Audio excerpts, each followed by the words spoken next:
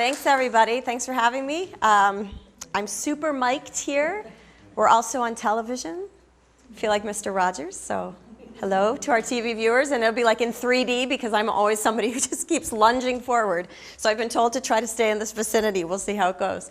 But I want to thank you for coming. And I know last year, an equivalent program we were talking about, they had a haunted hikes program, Haunted Hikes of New Hampshire. Some of you may have been there. I don't know if this will be similarly spooky. So maybe at a random time during the presentation, I'll just shut the lights off and shout and see if I can scare you. Because other than that, we may not be spooky. But I'll try to get Halloweeny as we get into some of the more contemporary Salem stuff. But I'm going to start by talking a little bit about what happened in 1692 in Salem, Massachusetts. And I start the presentation this way, thanks to a gentleman in Newmarket. The first time I ever gave this presentation, I gave the whole talk, and afterwards I was just so proud of myself, giving myself a little pat on the back for a job well done. And this gentleman raised his hand and said, "Yeah, I have a question.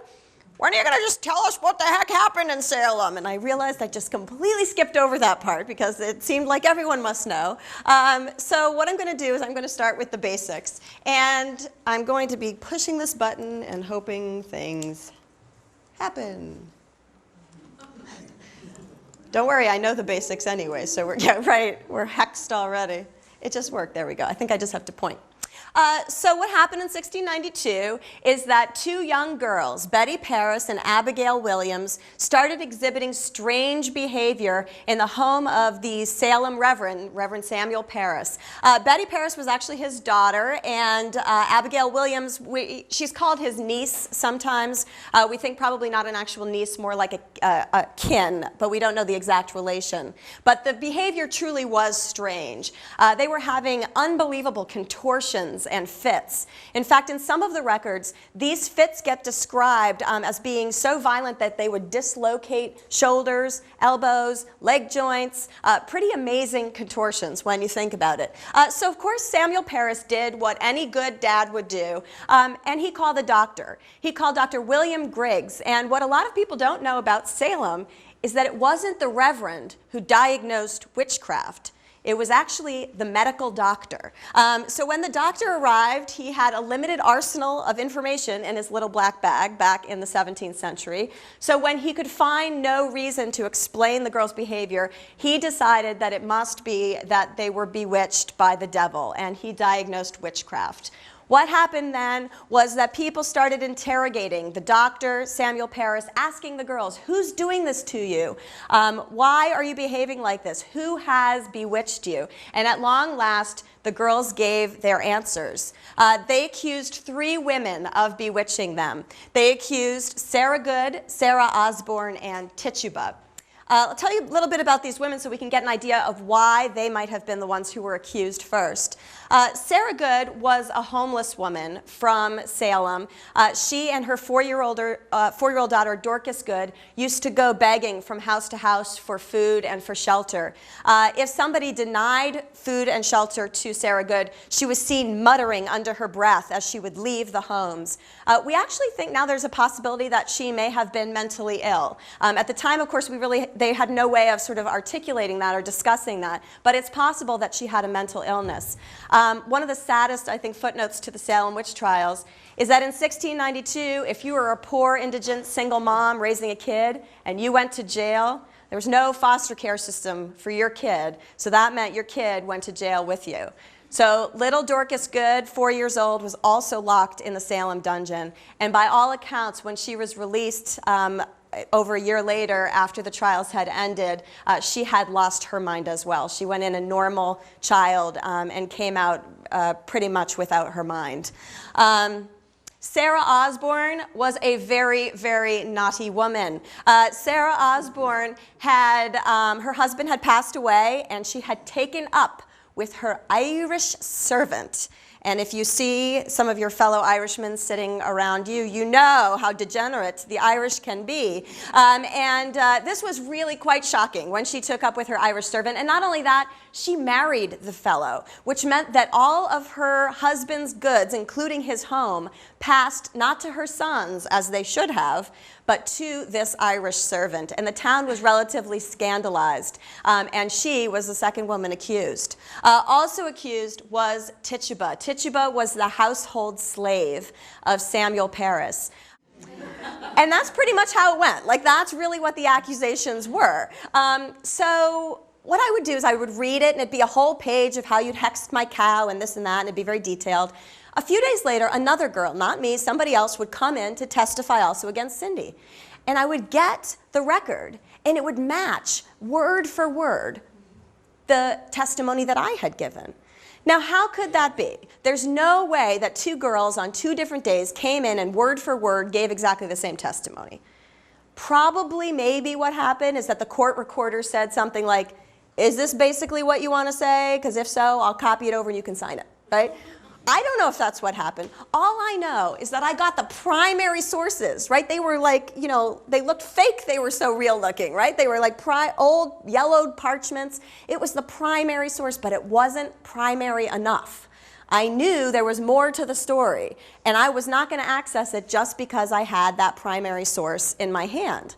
Another example of this with Salem is in the examination of accused witch Bridget Bishop.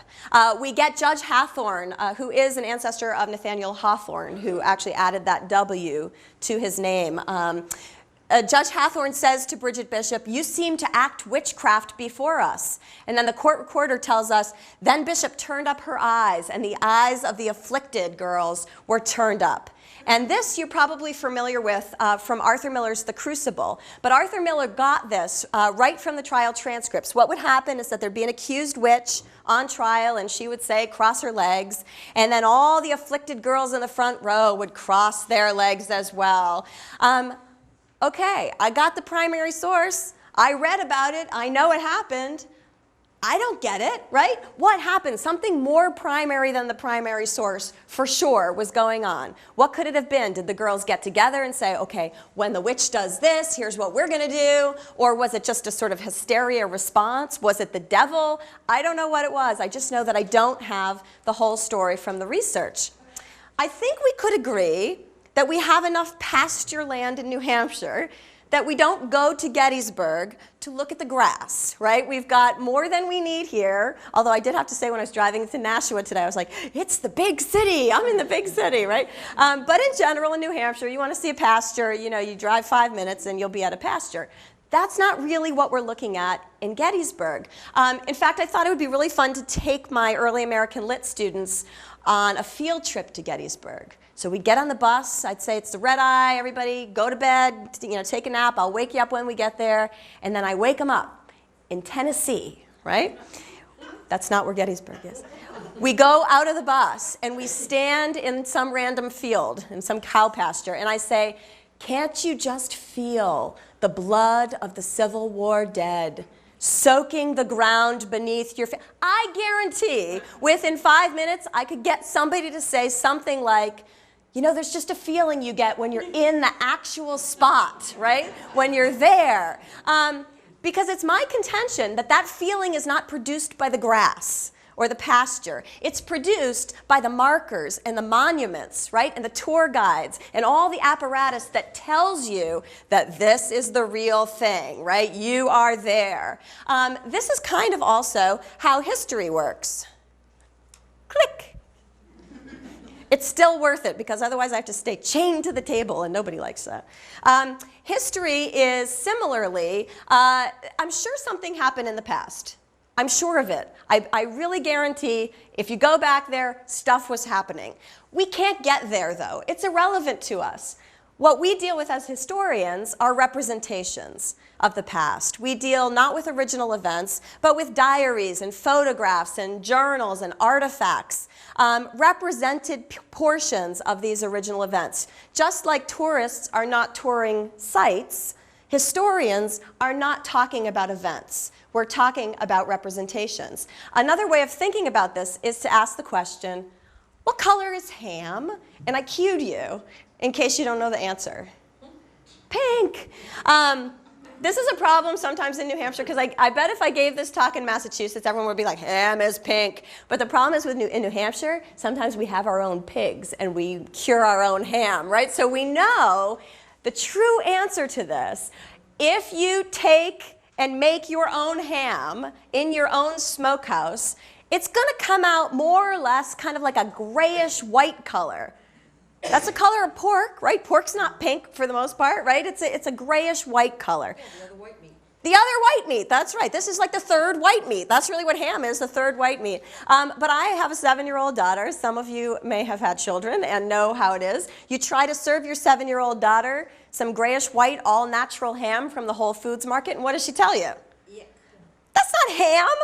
I'm not eating that. That's not ham. What we do in this country, and I'm sorry for the ham lovers if this is distressing, and now I'm on TV, it's going to be like Oprah, like the ham people are going to sue me for saying this, but to make ham in this culture, when you buy commercial ham, usually it's been pumped full of stuff like, I'm sure, a very benign pink food coloring. Why do we put pink food coloring in the ham? Because we want it to look more like what? Ham. I think ham, right? We want it to look more like ham. That's weird, because you shouldn't have to do something to make it look like itself, right? But this is the idea here, is that in order to make something feel real and authentic, we actually have to package it up and do all sorts of stuff to it. In order to provoke that feeling at Gettysburg that you're standing there, you can't just rely on the field. You need to package that field in a certain way to produce that feeling, just like we produce the ham by making it look like ham. Click. I don't know if it just wants to test me. Let's talk about the history of Salem, Massachusetts. We're going to start a sort of a guided tour of Salem in just a second. So before we get there, I want to talk a little bit about how Salem today arrived. In 1626, the English arrived in the Native American town of Namkeeg, and by 1643, it was part of the Massachusetts Bay Colony. Something that a lot of people don't know is that by the 1770s, Salem was actually one of the New World's largest cities and seaports. It was actually a bigger port than Boston. And some of you are probably aware of that because you know the history of the Custom House, where Nathaniel Hawthorne worked, or you've been to Salem and you've visited that waterfront there. But that port was a really big center for the quote-unquote New World. By the 1830s, Salem had developed into a manufacturing hub. We had Parker Brothers and Sylvania. We did boot leather there. But we know in New Hampshire what happened to our manufacturing industries, what happened to our mill towns. Same thing happened in Salem, which was that as these companies moved out, the downtown in Salem just went dead, right? So you'd go there in the 60s and you would see a whole bunch of boarded up businesses in the center of town, and the town was really struggling economically. So one of the things I find so fascinating to learn is that in the 1970s, Salem's business leaders and political leaders actually had a meeting. They got together and they said, what can we do? Our town is struggling. We need a plan to revive Salem. And somebody in that meeting said, well, you know, there was this witch thing in 1690s. How about if we do some tourism around like witchcraft? I find this so shocking because I think the assumption is that if something happened in 1692, the history's been there ever since 1692. But that's not really the case. For a long time in Salem, there really wasn't anything going on with witches at all. If you went and visited Salem back in the 40s or 50s, you'd see the boardwalk, there was a local amusement park, and there was a regular downtown just like any old downtown. And if you dug around, you could probably find something related to the witch history, but you really had to dig. If you go to Salem today, it is witch Disneyland, right? Especially during the month of October, you can wait 4 to 6 hours to get into Salem's attractions. You need advance reservations to go in most of the museums, and even just to go into a shop to browse or window shop, you'll wait in a line that goes around the block. So to think that this didn't naturally evolve because there was a witchcraft history, it came as a sort of concerted commercial move to bring money back into Salem. So let's start taking a tour of this wonderful, I'm just going to start clicking, this wonderful witchcraft village. And we're going to start our tour at the Salem Visitor Center. This is the place to start for sure if you go to Salem. It's run by the National Park Service, and it's a very educational venue. And it's a beautiful building, and they do a great job for the most part. Let's read, though, this blurb that's on the website describing to you what you'll see at the Salem Visitor Center. See the films in the Visitor Center and Orientation Center. Join ranger-led tours of historic structures. Walk the half-mile length of Derby Wharf into Salem Harbor. Visit the 18th century garden, neighboring attractions, Peabody Essex Museum, historic neighborhoods, McIntyre District, Salem Common, Derby Waterfront District, Early Settlement Trail, Maritime Trail, Industrial Trail, Essex National Heritage Area. What is nowhere on that list? And why are 100% of tourists who are in Salem? Witches. And actually, I do know it's 100% because I stood outside the Salem Visitor Center like Family Feud, and I asked 100 people, and I said, why are you in Salem? And it was pretty shocking. 100% of them said, I'm here for the witch stuff. So I walked in on my first research trip just being like, am I in Oz? You know, what's happened? Where are the witches? There was only one place. Well, let me tell you first what I saw in the visitor center there. That first day, they had displays on trade ships, armory drill shed, Ipswich, Mass, textile industry, early settlers, Salem's famous black residents. And even though now we wonder if Tituba was perhaps not actually black, it's shocking that they would have a list and not mention Tituba at all on that list. Nothing at all in any of these displays on witches. But there was one place in the visitor center where you saw a lot of witches, and that was in the gift shop, where absolutely everything had a witch stamped on it. And I literally just stood there in puzzlement. If you go up to the desk and you say to one of the park rangers, I'd like to see some witch stuff, can you direct me? They'll be very nice and they'll tell you where to go. And then, like clockwork, at the end of it, they will say, but remember, Salem's about a lot more than witches. And then they'll try to get you to go see the Custom House and the Maritime Trail and Nathaniel Hawthorne and whatever else. Why, I wondered, what is going on? A similar phenomenon happened to me at the Phillips Library. This was the place I mentioned earlier where you can go, you pay $10, and anybody can go in and see these witchcraft documents. I knew the Phillips Library also had something else that was really amazing. They have 3 artifacts left from the Salem Witch Trials. They have a sundial and a chair that were owned by key witchcraft participants, and they have 2 canes. George Jacobs was an elderly man who was accused of witchcraft. He was executed for being a witch. These were the canes that he used to walk with, and they have survived, and they are owned by the Phillips Library. And I thought, this is amazing. I have to see these, right? So I go to the Phillips Library, and there's a guard at the desk, and I say, can you tell me where to go to see this collection? And some of you may know that the Peabody Essex Museum went through a really massive renovation. It was around the time I was researching this book, maybe like 10-ish, a little more than 10 years ago now, something. And so he said, well, I think those things have been put away for the renovation, so you won't be able to see them. So I pulled out that whole, well, I'm a researcher, and it's very important for my book, and I really need to see them. Can you ask somebody if I could look at these artifacts, even if they're in a closet or something? And he said, well, I'll go ask, but I don't think so. So off he went, and I'm just left browsing the lobby of the Phillips Library. So if you guys are the guard, he disappears back behind the exit over there, and I'm just walking around the lobby, looking around, and oh, look, I can do shadow puppets to express what I'm talking about. Because right here, on the right opposite of where the guard was, is a plexiglass case. And right in that case, no joke, is a sundial and 2 canes. And I'm like, what? And then I think, well, wait a minute, because if that's that, what is this gigantic 6-foot-tall case with a big, huge chair in it that's sitting right here? I'm going, that can't be the chair. There's no way. And there's the little tag. This chair is owned by a witchcraft participant from 6. I couldn't believe it. They were right in front of his face. Now, I'm not trying to argue here that they were somehow trying to dupe me and not let me see these things. But what was going on is that the educational sites like the National Park Service and the Phillips Library want nothing to do with witchcraft or witchcraft tourists. Because Salem is now Witch Disneyland, it is considered in poor educational taste to participate in these conversations. So instead, they try to have us see real history, like about boats, right? Even though this is real, it actually happened. Those are the actual canes. It's somehow become so Disneyfied that they don't want to talk about it anymore. Another way of proving this is that to get into the Phillips Library, now it's open to the public, so anybody here can go. You just have to pay $10. Don't let them tell you you can't go in there, because you can.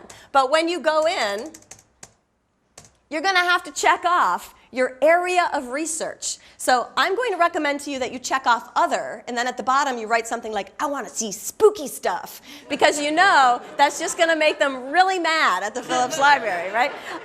And I should tell you, by the way, I love the Phillips Library, so I say all this in love. But also you're going to have to check off a list of what you're working on. So you started off just as a regular tourist who has an interest in seeing something about your American history. But by the time you get in there, you're working on your dissertation, right? And not only that, they have a list of prohibited articles that you cannot bring into the archive, which makes sense, right? They don't let you bring a camera, okay. But I started noticing, like, this seems kind of directed at a certain kind of person. Because not only can't you bring a camera, but you can't bring a fanny pack.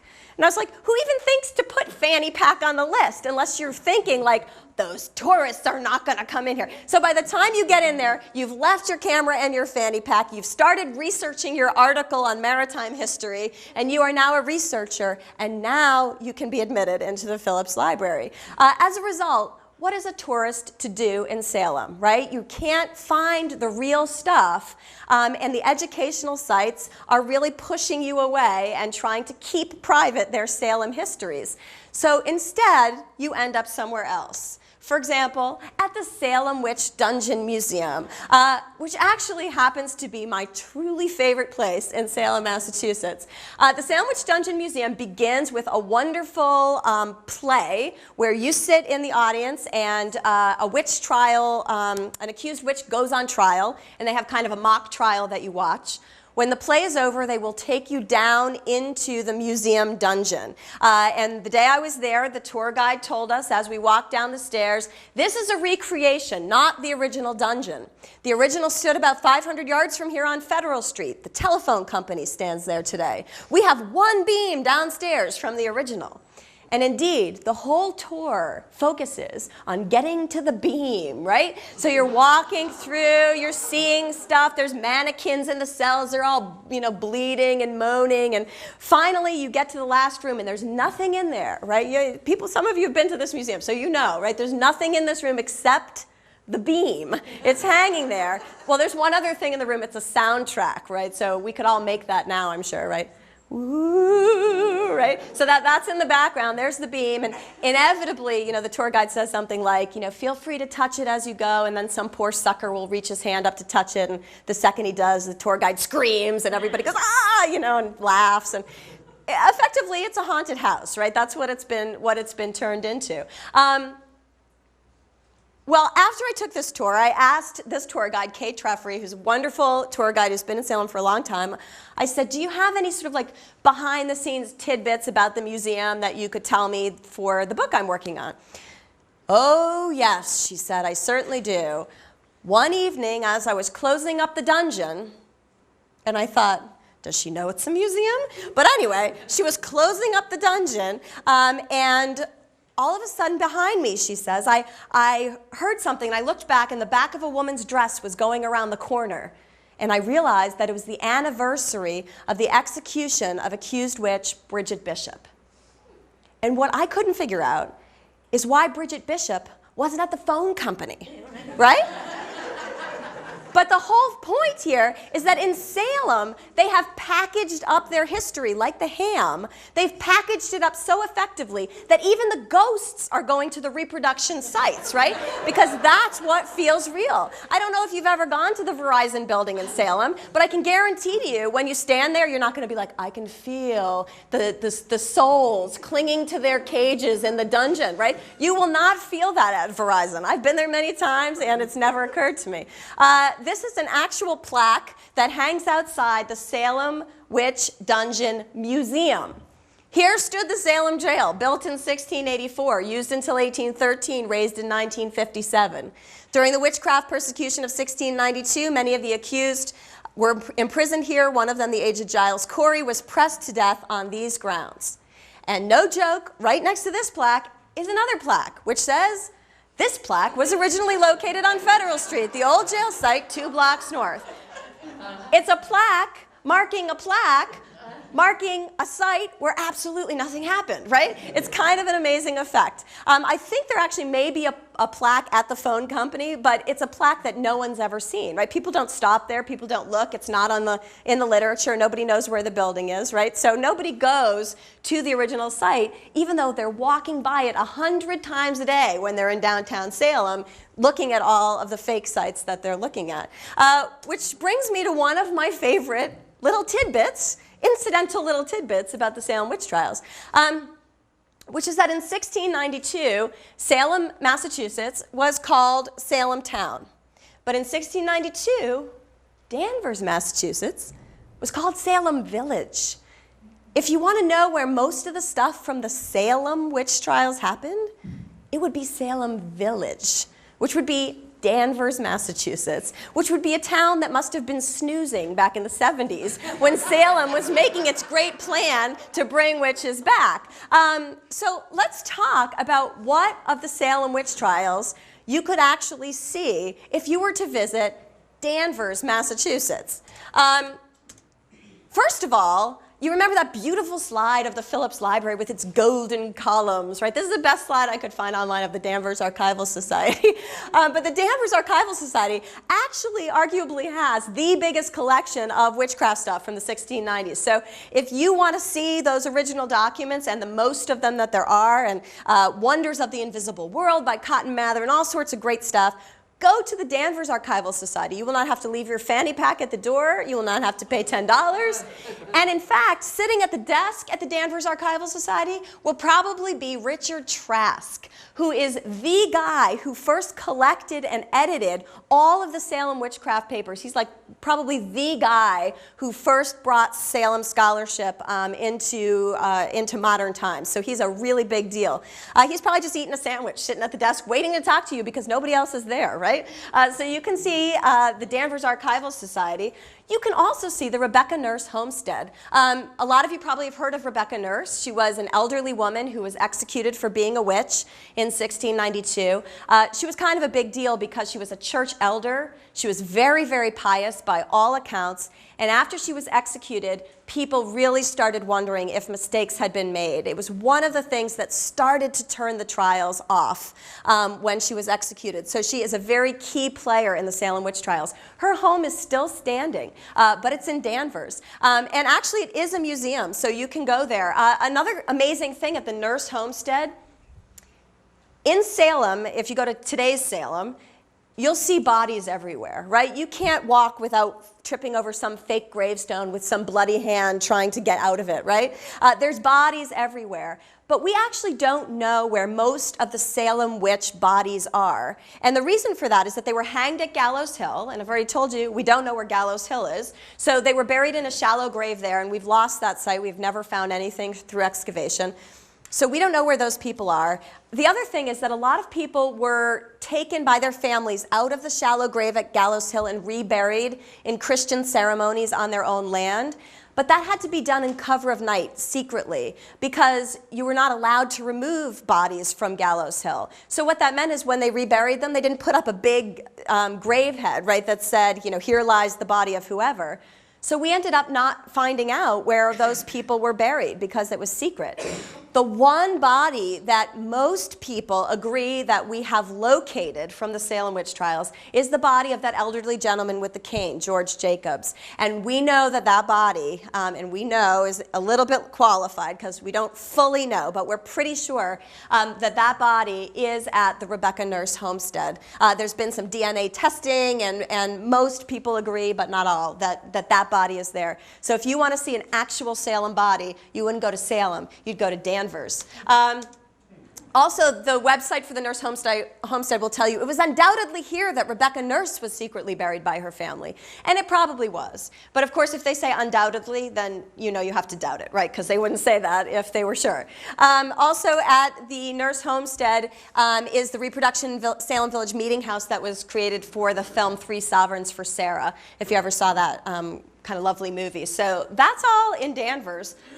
But that's nothing, people. Also in Danvers, we've got the site of the Salem Village Meeting House. Now, you've seen the Crucible, maybe, right? So you know what happened in this meeting house.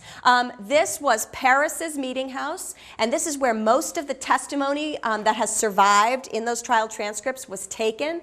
This is where the girls, where they said, you know, she lifted up her eyes and the afflicted eyes were lifted up. This is where they saw the yellow beam sitting on the ceiling, where all sorts of things happened. The Salem Village Meeting House is in Danvers, because that was Salem Village. Also, next to that is the site of the Samuel Paris homestead. This is ground zero of the Salem Witch Trials because this is the home where those two young girls first went into their fits, where William Griggs was called and he diagnosed witchcraft. That happened at Samuel Paris's home. The excavation site is there. You can go and visit it. It's just in Danvers. There's no porta potties. There's no hot dog stand. You can't buy a t-shirt. Nobody goes there, but it's there. And if you wanted to see it, you'd have to go to Danvers. Yeah. I was part of that archaeological dig when it happened. You were part of that archaeological dig? Behind that site, down to the right-hand corner, Over here? is the house I grew up in. Hey, there you go. Gosh, we could almost... What street were you on? I was on Elm Lane. All right. We went there for the archaeological dig when we were in that's my backyard there. I used to play in that yard. What's so funny is, like, I guess that's how you have to, the only way you're going to know to go and see this, you just have to live right next door, right? And then you'll know that that's where the big stuff happened. But that's fabulous. Also, afterwards, we should compare notes about, you know, the ancestry, because I know we've got some in the room. We always do. And Richard Trask was your classmate. Oh, please give him a shout out. Tell him I mention him every time I do a talk. He's the one who found the site. Yeah, he's like a key player. And he probably, I don't know how old he may be at this point, and I'm not going to ask you. But he may not be working at the Archival Society anymore, right? So I say that, but you know, he may very well be retired at this point. But he's a Danvers guy, right? So I think that's just so funny. But he's not a Danvers guy, he's a Salem guy, right? This is Salem. This is the Salem that we're talking about. What else do we have in Danvers? Well, we've got the Joseph Putnam House. I mean, who knows? We might get to your house on one of these slides. We'll see. The Joseph Putnam House, the Putnam family was one of the big accusing families in Salem. So they made a just large number of accusations. This house is really interesting because Joseph Putnam always kept a horse saddled in the back of his house so that if the accusations turned towards the Putnam family, he'd be ready to ride out of town at any moment. And that house is still standing, but it's in Danvers. Also, in Danvers is the grave of Elizabeth Paris. This is Paris's wife, but it's kind of a remarkable thing. Like, first of all, of course, Salem loves its gravestones because it's part of the sort of macabre history of Salem. But this gravestone is especially precious to us because the epitaph is written by Paris himself. And it's a lovely epitaph. And this grave is actually in Danvers. It's not in Salem. You'll see a lot of grave sites when you go visit Salem, Massachusetts. Some of them will be completely fake. The ones that are real mostly have no connection to the Salem Witch Trials. So it's Danvers where you'll see most of the relevant graves. This is amazing. Remember the Irish servant's house? This is it, right? That's the home of Sarah Osborne. It's still standing, and it's in Danvers. I mean, this is kind of an amazing artifact left over from 1692, but I will recommend that you not try what perhaps one diminutive person in the room might have tried, which is walking up to the window to peek inside, because this is Danvers now, not Salem. So what's going on in that house? People live there, right? If it was in Salem, it'd be a museum or probably more likely a haunted house. But it's in Danvers. It's a private residence, just like Putnam's house, right? These are just places where people are living. They're mostly unmarked. If you do go to the internet and you do a lot of digging, you can find maps that will take you through the sites of Danvers, but you're not going to get those at the Salem Visitor Center, right? You're not going to get those in most of the places. Actually, you can get them at the Salem Visitor Center, but you got to hunt a little bit. Mostly these are not publicized. and they're not on a tourist route. Also, this, I think, is my favorite Salem, non-Salem site. It is Ingersoll's Ordinary. Back in 1692, an ordinary was a tavern, and Ingersoll's Ordinary in Danvers sat on the road between Salem Village and Salem Town. The one thing that Salem Town, which is today's Salem, Mass, did have was the jail. So all the stuff was going on in Danvers, and they had to take people ultimately to jail in Salem Town. So they would stop often at this ordinary and spend the night there. Lots of afflicted girls went there. In fact, they started giving testimony at the ordinary. So pretrial hearings would often happen here. I'm guessing sometimes after quite a lot of beer, because we hear some great stories from the ordinary. We hear, for example, that George Burroughs' ex-wives, now George Burroughs was an accused witch. He was also a minister from Maine, but he was called back to Salem where he had originally been a minister, and he was accused of witchcraft.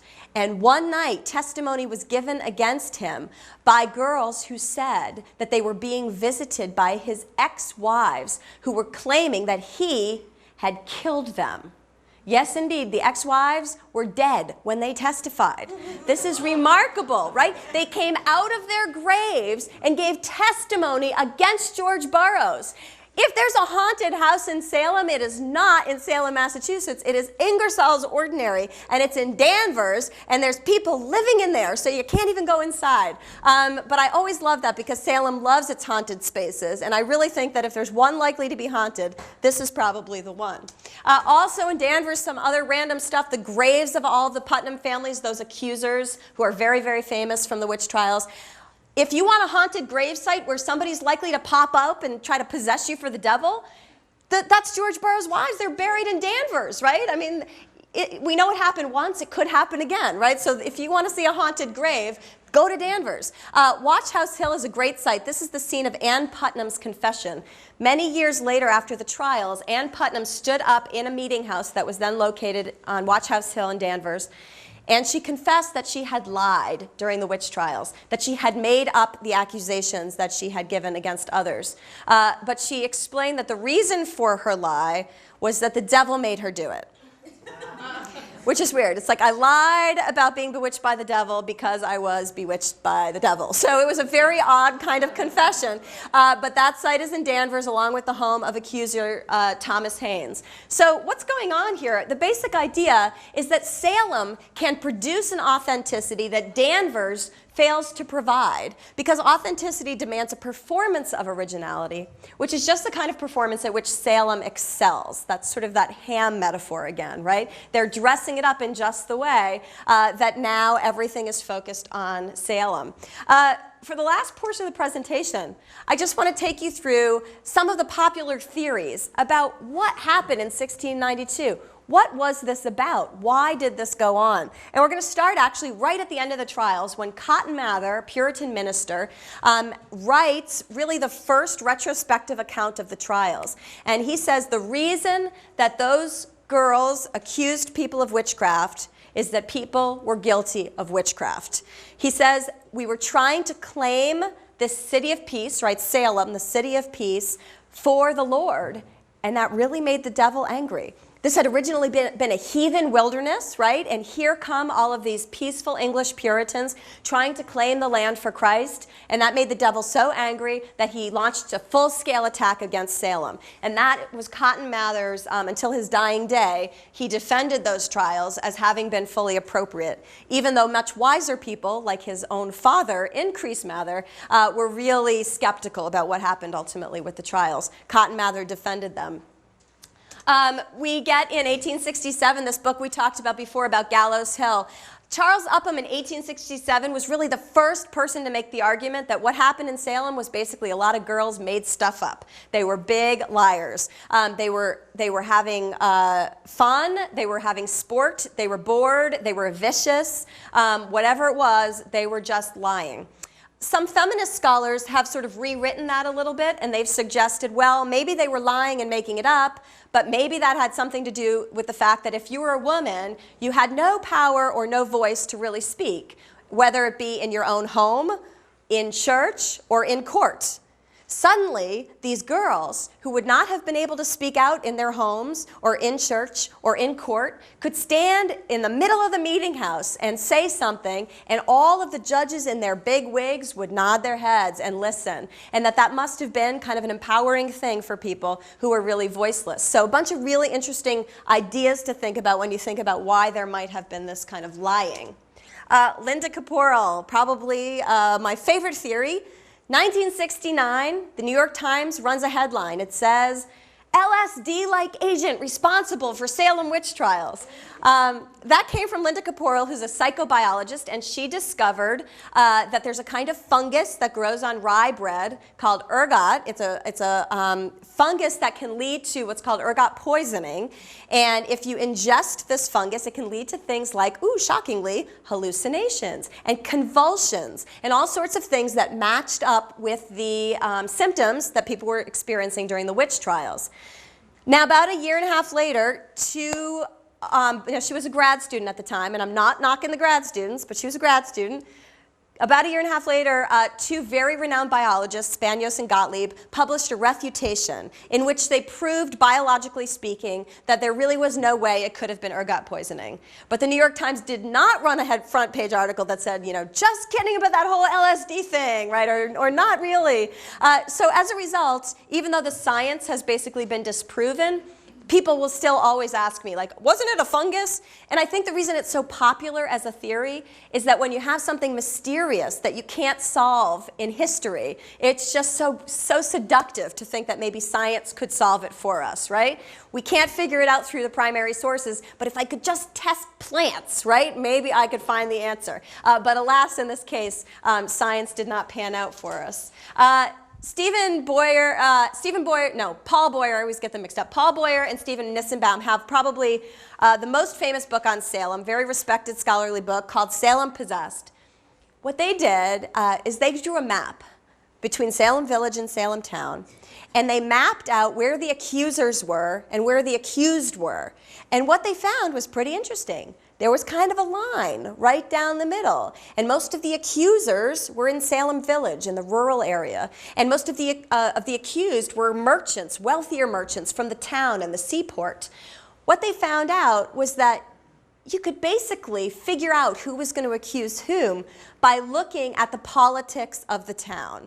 You could see who supported Samuel Parris as minister and who didn't support him as minister. You could look at skirmishes between the town and the village. You could look at land disputes. So, for example, what's your name? Brandon, right, that's right. So I accuse Brandon of witchcraft. Brandon goes to jail. Oh, now his land is for sale. You know what? I happen to share a property line with Brandon. I've been wanting to buy his land for about 15 years. Now it's real cheap. Maybe I'll just happen to buy it now. Over and over again, they found that people accused people whose land was abutting theirs so that they could pick that land up at a pretty penny. So basically what Boyer and Nissenbaum said is for whatever religious things that might have been going on, whatever was going on with rye bread or this or that, really what it boiled down to was politics. And if you looked... Yeah, well, politics and money, right? And it's nothing we know about in New Hampshire, right? Small town politics, totally foreign to us. But it's a really wonderful book for sort of understanding the dynamics of that area of Essex County at the time. And that's really where many scholars fall down when they're trying to suggest why the Salem Witch Trials happened. But there's still a few other fun ones. Chad Hansen said the reason people were accused of witchcraft is they were practicing witchcraft. And by that, he doesn't mean that they were flying around on brooms, but he's looking at the large continuum of witchcraft behaviors. So, for example, good Christian people, good Puritans even, were superstitious and would sometimes do things that bordered on the occult. Actually, to test witches, Mary Sibley, who was a good Christian woman, Mary Sibley had the idea that they would bake a witch cake. I'm sorry that I have to describe this to you, but basically what it meant is that the accused witch would pee in a cup, then Mary Sibley would volunteer, take the pee, bake it into a cake, feed it to a dog. If the dog ate the cake, then the witch was off the hook. If the dog refused the cake, then clearly that was a witch. What Hansen is proving here, though, what Hansen is proving is that it was really hard to decipher what made a spell, right? Where did you cross the line from sort of innocent superstition into white magic, right? And then when did you cross the line from white magic into dealing with the devil? And there were many people, Hansen suggests, who were practicing something in the middle, white magic. In addition, people who were healers or apothecaries or midwives. All of these people, because they weren't considered yoked to science yet, were vulnerable to charges that they were dealing in a metaphysical world. So Hansen has a very interesting book called Witchcraft at Salem. The newest book, really nice, big, thick history by Mary Beth Norton called In the Devil's Snare. She makes a really amazing argument that people are just starting to pick up, which is that the reason the Salem Witch Trials happened was because of Indian warfare, because of what was going on in Native American skirmishes, particularly on the frontier. For example, Abigail Williams, from the beginning there in Paris's house, she had recently fled the main frontier where there had been incredible devastation to her family because of Native American attack. So what Norton does is she traces out these participants, so many of whom are involved in these Indian wars, and she talks about the fear that the Puritans had of this heathen other coming in and trying to kill them, basically. She says that fear ends up fueling these witch trials, and it sounds a little sort of abstract as I put it, but because she manages to find case after case where there are these connections, it turns out to be such a persuasive read. So In the Devil's Snare is the most recent book that you might want to check out. And finally, there's Laurie Cabot. Laurie Cabot is indeed the official witch of Salem. She calls herself that, but also she is that because Dukakis actually named her the official witch of Salem when he was governor. Laurie Cabot is a high priestess in the Wiccan religion. She is a practicing witch, and she is a controversial figure in Salem. Salem is a mecca for Wiccans, so it is probably the Wiccan capital of the United States now. And if you go to Salem, you will see many Wiccans walking in their full ceremonial traditional garb. Now, Wicca has nothing to do with the devil. There's no devil in the Wiccan pantheon, right? It's an earth religion, and there is no devil. So there really isn't much of a link to the witchcraft they were talking about in 1692 and this witchcraft that's practiced by Wiccans. But it's interesting that the Wiccans are in Salem, right? There's a wonderful film called Witch City, and in this documentary, they interview this Wiccan guy, and he's on screen, and he says, you know, my spirit guide just called me here. I felt like a magnet pulled to Salem, and here I am.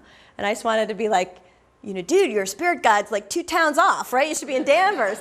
But it's very interesting because occasionally Laurie Cabot will sort of invoke the people who have been killed in 1692 as martyrs for the cause of witchcraft. But that's kind of problematic because the people who were killed in 1692 were the people who really vociferously said, I don't care what you do to me, I am not a witch, right? So to call them martyrs for witchcraft is odd.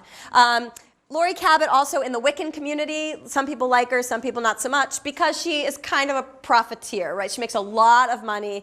She has a shop in Salem. It takes hours and hours to get into her shop during October. It costs, I think, about $150 to have a psychic reading with Laurie Cabot. So she's making a lot of money. But it's really interesting to go to Salem today and to see the interesting interplay between educational sites and tourist sites, between the Wiccan community and the witchcraft history. It's a really, really interesting sort of convergence of communities. So my final thoughts. Is history a collection of facts, or is it a collection of stories, performances, and theories? And I obviously lean towards the latter. So I would advocate changing the question. Instead of saying, what happened in Salem? What's the truth? What really happened? Instead, we say, how have we come to understand and describe our past? So instead, we look at the stories we tell rather than the truths that we want to claim. out in the front there, I think there's still some books available. So if you want to buy one, I'd be happy to sign it for you. I think they're a little expensive, but maybe your public library would buy one, and then you could check it out for free. But if you do want to get one, and there's enough there, I'd be happy to sign one for you. But I'm also happy just to take general questions, either about the talk or about Salem, or hear about your ancestry or whatever else you have. How old were the girls that were accused originally, and what did? You mean the girls who were making those first accusations? So Betty Paris was 9, and Abigail Williams was 11 when they were in Reverend Paris's house and they started having those fits. So they were little girls. What's also interesting, though, and so they were the first ones to make accusations because they named those 3 women.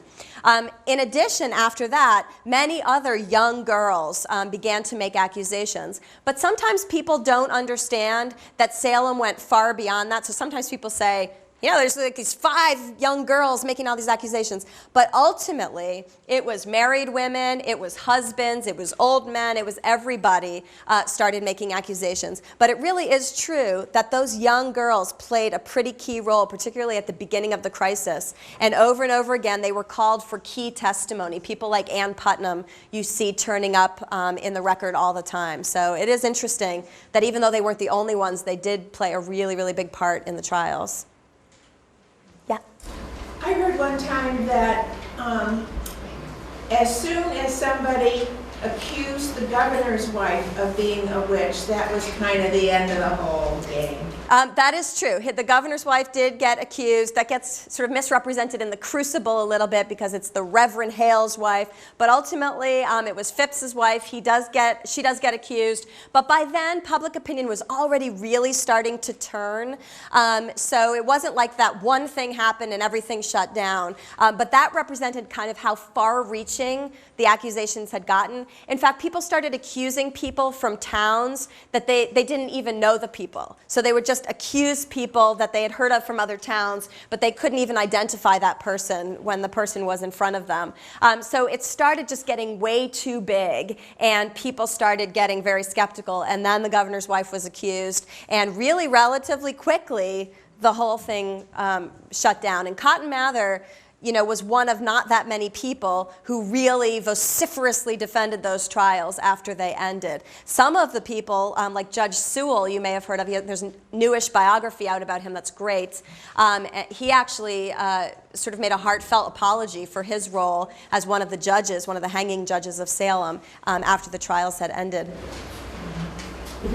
How did, Boston being like the royal capital for Massachusetts, did the government there get involved or step in and say, what's going on? Well, yes. In fact, the court, so the question, I was supposed to be repeating the question, I'm sorry. The question was about, did Boston get involved at all in what was going on here? And the answer is yes. The court that was hearing all of these hearings was called the Court of Oyer and Terminer, to hear and to determine. It was a special court set up for all of Essex County. Actually, I believe there were more people from Andover than anywhere else accused in this Essex County witchcraft. So it was a bigger court than just Salem, and people were involved from all over that part of Massachusetts. And also the other thing to know is that during this crisis, Salem's charter had been revoked, and England had sent over kind of like an inspector because they were not so pleased with everything that was going on in Salem. So even before the trial started, Salem was in this very precarious position where they were afraid they were going to lose their charter for a colony. And some people have speculated that the fact that they were in this kind of precarious position fueled the paranoia that they had about sort of being vulnerable and being attacked. So yeah, Salem was in an interesting position. But most people, most scholars who work on this, and Mary Beth Norton really makes this case, don't think it should be called the Salem Witch Trials. They think it should be called the Essex County Witch Trials because it really wasn't just Salem. It included quite a few more communities and a court that was specially set up with pretty bigwigs to come in and preside. Follow the money. Yeah. Yes, there's one back there. There were witch trials over in Europe. So were they before or after? Was this did it play into this at Yeah, so your question is about, I think, about the burning times in Europe. The burning times were much earlier in Europe, and the other thing that's interesting is that in Europe we're talking about hundreds of thousands of people who were persecuted for heresy and who were burned. Of course, we didn't burn, we just hanged. I don't know if that makes us more civilized, I'm not sure. But it's really interesting because we spent a lot of time, studying Salem, but really, it's a tiny little historical blip. I mean, 19 people. We had people dying in the Indian Wars at far greater scale. But it's interesting, including myself, how many people spend time studying this relatively minor event compared to the burning times in Europe, which was really like a kind of genocide in a lot of ways.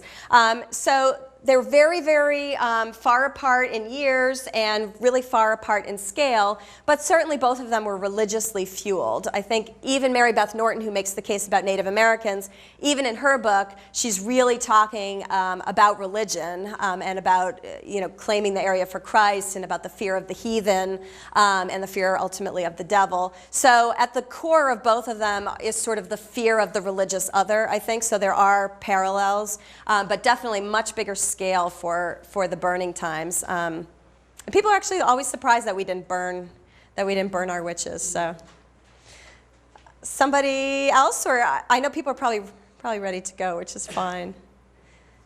I will stick around. Oh, one more. Go ahead. Did you do any research on the house with 7 gables?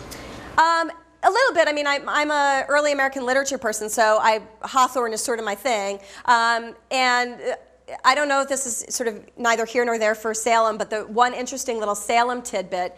The House of the Seven Gables sort of qualifies, I think, in Salem, not as a tourist site as much as an educational site, right? It's about Hawthorne, Nathaniel Hawthorne. It's very scholarly, and you have to be sort of well-read to want to go see that house in the first place. But what's interesting is if you've read The House of Seven Gables, I mean, what's it about? It's a ghost story, right? It's about witches. But when you go in there, they downplay that so much because they're educational. They don't want any part of this witch Disneyland. But you're walking through, and I keep wanting to say, but this is a ghost story, right? Like, that's what Hawthorne wrote. And so at one point in the House of Seven Gables tour, when you're taking it, they'll show you this little cool place where they used to keep firewood. And so what happened on the tour that I was on is that the guide opened the door to show us that there was this little room for firewood, and some random fellow who was on the tour was just sporting with us, and she opened the door and he screamed, and we all went, ah, like, because we were, spooked out because it was a haunted house. The tour guide refused to even acknowledge that he had screamed or that we were laughing or that anything. She just kept going, and this is where the firewood was stored, totally downplaying. Now, of course, during October, it doesn't matter how educationally minded you are, no matter where you are, you will plug your house in and make a haunted house. So even in October, even the House of Seven Gables turns into a haunted house, and they have sort of ghost shows that happen in there. But the other months of the year, you really won't hear anything, unfortunately, about the content of that novel, which is very much about Salem's witch history. So, really interesting little tidbit. But I love that house. I love the secret staircase. I always wanted one in my own house, so that's a great site to visit. I know folks probably want to leave, so I will definitely stick around, and I'm happy to answer more questions. And thank you all for coming out tonight. I appreciate it.